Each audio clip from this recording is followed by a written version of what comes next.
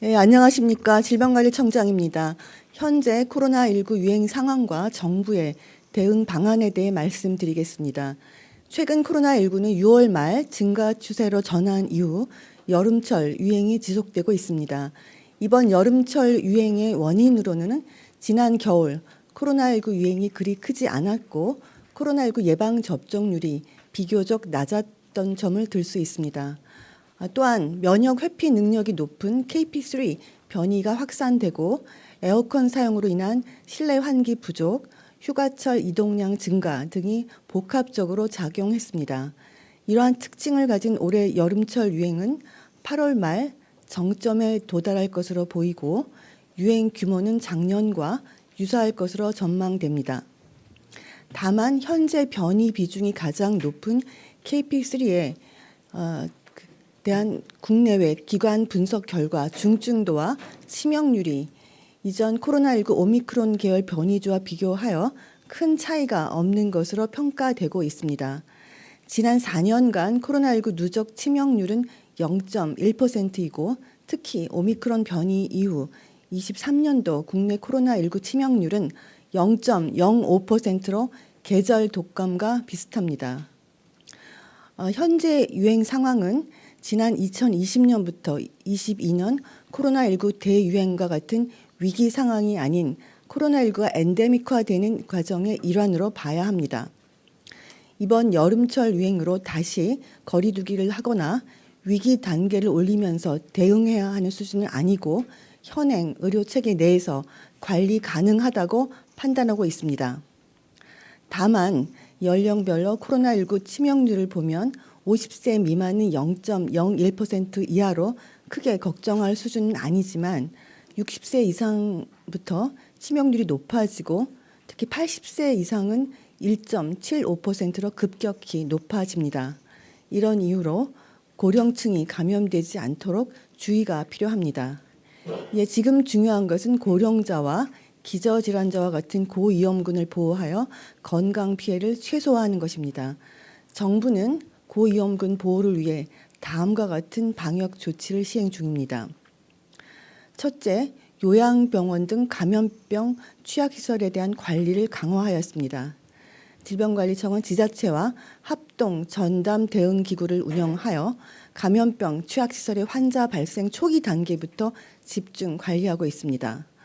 아울러 코로나19 관리 지침에 요양병원 등 감염 취약시설 분야를 별도로 추가하였고 집단 발생 감시 및 시설 내 감염 관리 수준 제고, 대응 체계 확대를 통해서 감염 취약시설 관리를 철저히 하겠습니다. 둘째, 질병관리청은 지난주 민간협의체에서 전문가들과 논의를 통해서 기존 호흡기 감염병 예방수칙과 별도로 코로나19 감염 예방수칙을 마련하였습니다. 핵심 사항으로 손 씻기, 환기, 기침 예절 등 기본적인 예방수칙과 함께 사람이 많고 밀폐된 실내에서 마스크 착용이 감염 예방에 도움이 된다는 점을 강조하였습니다. 또한 코로나19에 감염된 경우 발열, 호흡기 증상 등이 심한 경우 집에서 쉬고 회사, 단체들 등도 구성원이 아프면 병가 제공을 통해서 아프면 쉴 권리를 보장해 줄 것을 권고하였습니다. 셋째로 고위험군은 빠르게 진료를 받는 것이 중요하기 때문에 안정적인 자가진단 키트와 치료제 공급에 최선을 다하겠습니다. 진단키트 제조업체는 생산량을 확대하고 있고 8월 중에 500만 개 이상 생산할 계획입니다. 정부는 제조업체별 생산 계획과 재고량을 지속적으로 모니터링해서 공급에 만전을 기할 것입니다. 치료제도 예비비 3,268억 원을 확보해서 26만 명분 이상을 추가 구매하였습니다. 또 글로벌 제약사와 협의를 통해서 당초 다음 주까지 14만 명분이 공급될 예정이었지만 그걸 당겨서 다음 주 월요일에 17만 7천 명분이 공급되도록 일정과 물량을 앞당겼습니다. 넷째, 치료에서도 불편함이 없도록 최선을 다하겠습니다. 공공병원 등의 야간 발열 클리닉을 운영하고 코로나19 거점 병원을 지정해서 환자를 적극적으로 입원 치료할 수 있게 하겠습니다. 혹시 상황이 악화될 경우 국가 지정 입원 치료 병상, 긴급 치료 병상 보유 병원과 중앙과 권역 감염병 전문 병원 등 의료 인프라를 최대한 활용할 계획입니다.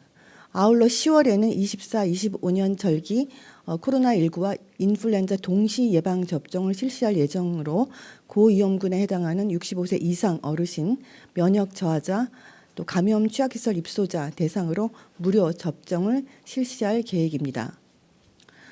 국민 여러분, 이번 유행을 안전하게 보내기 위해서는 코로나19 감염 예방수칙 준수가 무엇보다 중요합니다.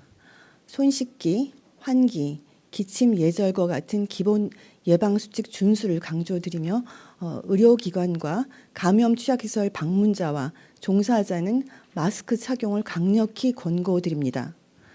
발열, 호흡기 증상이 있는 경우 마스크를 쓰고 증상이 심할 때는 출근 등 여러 사람이 모이는 곳으로 가는 것을 삼가고 아프면 병가를 내고 쉴 수 있는 배려를 당부드립니다.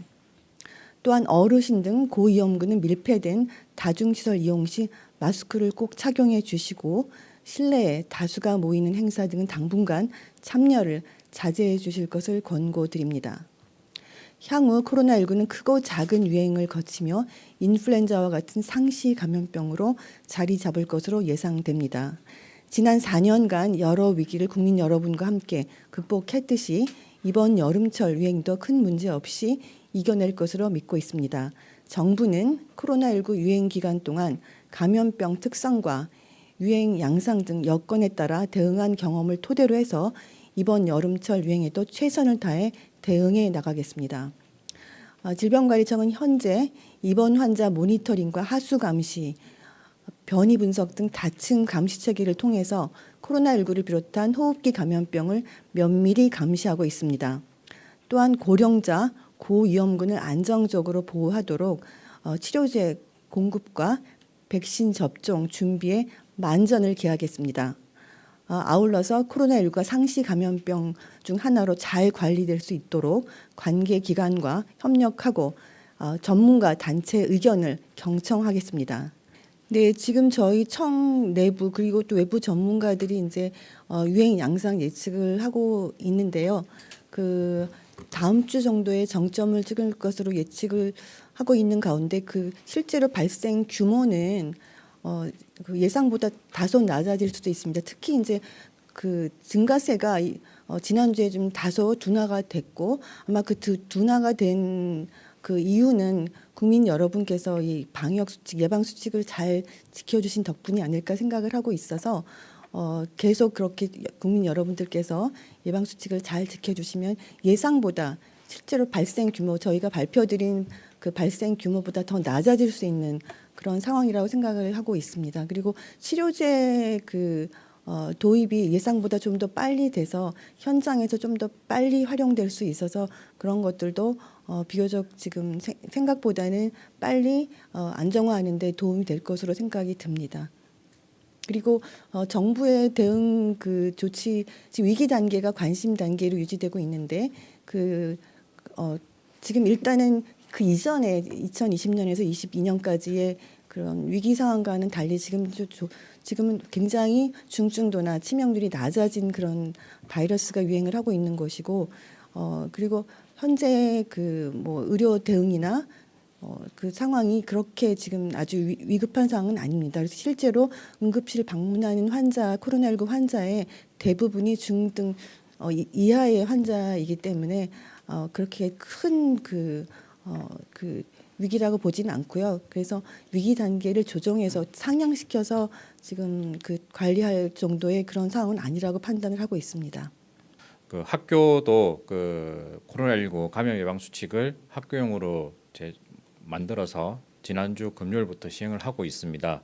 그 내용 중에 학생들에 대한 내용도 있지만 교직원 중에서 고령층에 대한 그런 내용도 있고 그 내용은 우리 일반 국민에 대한 코로나19 감염 예방 수칙과 동일하게 고위험군에 대한 밀폐된 공간의 방문 자제 그리고 마스크 착용 이런 부분들이 동일하게 안내가 되어 있습니다. 말씀하신 그 어린이집, 유치원, 초중교 집단 감염 현황에 대해서는 저희가 내용을 좀 파악을 해서 따로 말씀을 드리도록 하겠습니다. 이상입니다. 조금 전 브리핑에서 말씀드린 바와 같이 이번 달 말 코로나 유행이 정점에 도달하고 이후에는 감소할 것으로 예상을 하고 있습니다. 이런 감소의 근거에는 그간의 유행을 했던 패턴들 그리고 분포의 크기들을 통계학적인 모델링으로 해석한 것이고 여기에 대해서 질병청 내의 전문가와 학계 전문가들의 자문을 거쳤습니다. 다만 그 예측된 규모와 정점의 규모는 좀 여러 불확실한 요소가 있고 여기에 따라서 또 변동이 가능합니다. 특히 현재의 예측은 그 대비를 위한 비관적 상황을 가정한 그런 모델이라고 할 수 있습니다. 예컨대 마스크 착용 그리고 아프면 쉬기 등의 이런 그 대책으로 인한 예방 노력의 효과가 반영되지 않는 것이기 때문에 현재 예측보다 우리가 어떻게 더 그 방역 수칙을 잘 지키느냐에 따라서 더 규모가 낮아질 수 있을 것이라고 보고 또한 여기에 대한 결과도 기대하고 있습니다.